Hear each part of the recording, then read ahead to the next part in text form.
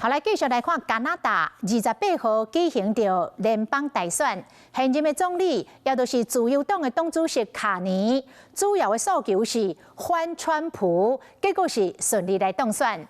卡尼当选发表着谈话，讲美国甲加拿大的旧关系已经结束。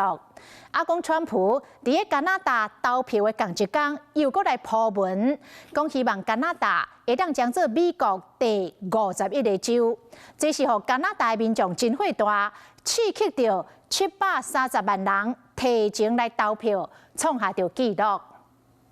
Trump wants to break us economically, so America can own us, and that's not going to happen. 话讲，要互美国抢走加拿大，接替前总理杜鲁多，加拿大自由党的党魁卡尼，也伫因当地时间28回联邦大选中胜选，连任总理。Our old relationship with the United States, a relationship based on steadily increasing integration, is over. This marks a fourth Liberal mandate, very rare in Canadian politics, but the Liberal Party, led by Mark Carney, has pulled it off. 无抵抗，伊就是卡尼的最佳造选员。 President Trump wrote in a Truth Social post this morning, adding, quote, elect the man who has the strength and wisdom to cut your taxes in half with zero tariffs or taxes if Canada becomes the cherished 51st state of the United States of America. 伫加拿大选举前，川普佮放调讲要将加拿大拆食落绑。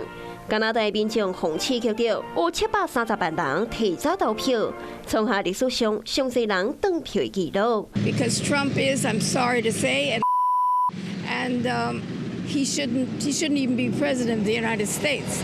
But because he is, we need a strong person so that we can stand strong. 加拿大选票未当互川普落台，也毋过希望新的领袖会当对抗川普。安娜卡尼因为之前捌做过加拿大央行的行长，而且过礼拜公开对抗川普的关税政策，将自由党的民调纠关。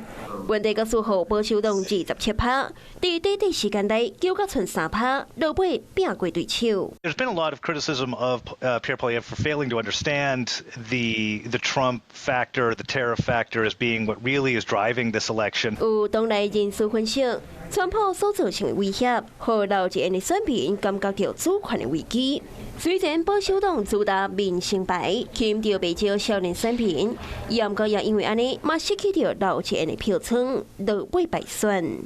Hello， 我是蒋欣梅。想要抢先掌握最及时的新闻资讯吗？赶快订阅、按赞、开启小铃铛，锁定华视新闻 YouTube 频道。